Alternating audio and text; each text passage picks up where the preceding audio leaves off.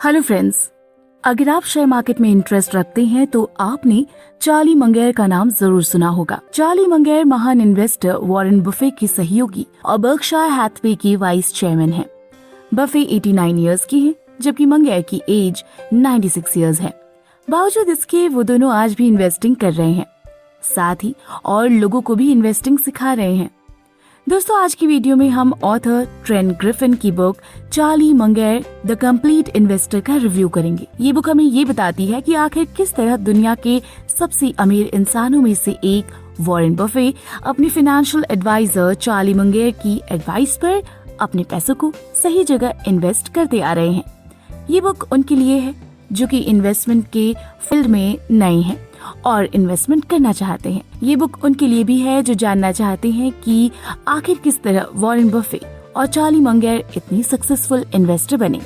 साथ ही इस बुक में बेंजामिन ग्राहम के वैल्यू इन्वेस्टिंग के प्रिंसिपल्स को इजी लैंग्वेज में समझाया गया है। तो दोस्तों, ये वीडियो आप पूरा देखें।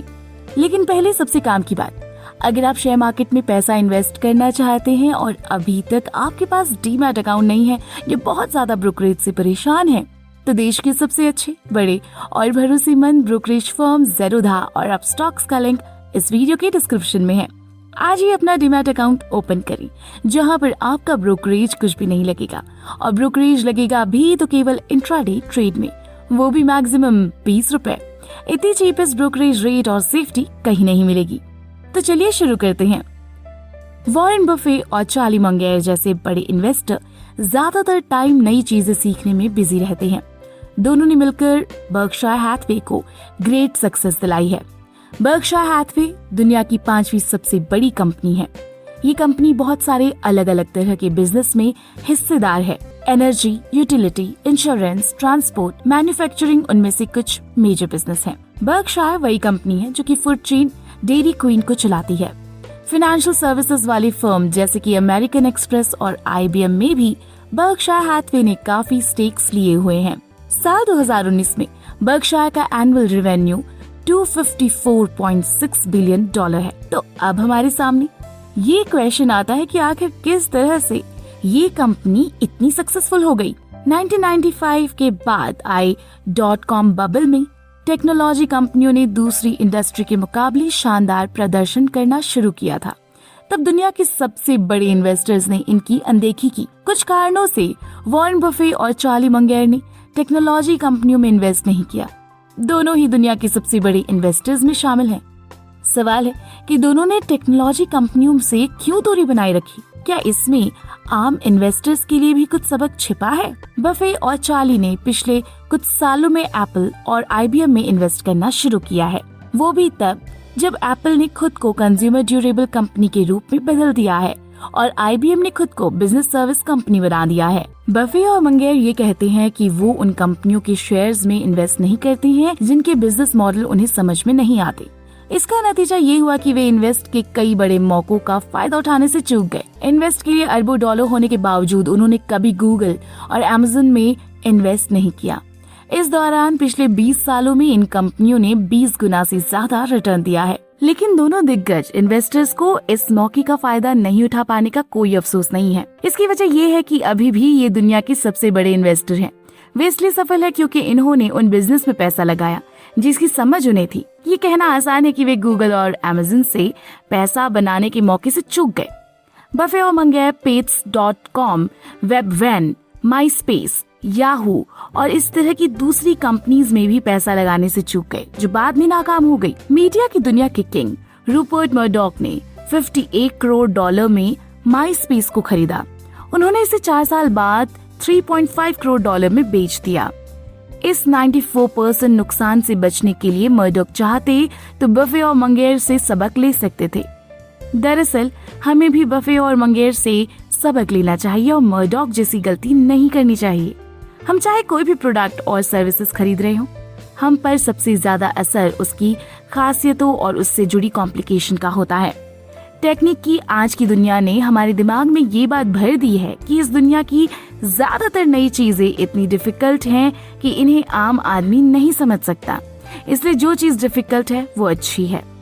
अनफॉर्चुनेटली पर्सनल फाइनेंस की दुनिया में ये थिंकिंग बिल्कुल गलत है। पर्सनल फाइनेंस की दुनिया में कोई प्रोडक्ट अगर आसान और सरल है तो वो न सिर्फ यूजफुल है बल्कि जरूरी भी है। इसकी वजह बिल्कुल क्लियर है। अगर कोई इन्वेस्टर किसी फाइनेंशियल प्रोडक्ट या सर्विसेज को नहीं समझता है तो वो इसके फायदे के बारे में आपको नहीं बता सकता, भले ही एजेंट ने उस प्रोडक्ट को लेकर कितने भी बड़े दावे किए हों। दोस्तों, क्या आप ज्यादा से ज्यादा चीजों को समझना चाहते हैं? इसका सबसे आसान तरीका ये है कि चीजों को आसान बनाए रखा जाए। अनफॉर्चुनेटली जो बातें हम सुनते हैं हम उसके उलट हैं। आप लोगों के इन्वेस्ट के पोर्टफोलियो को देखें, आपको लगेगा कि चीजों को आसान बनाने की जरूरत है।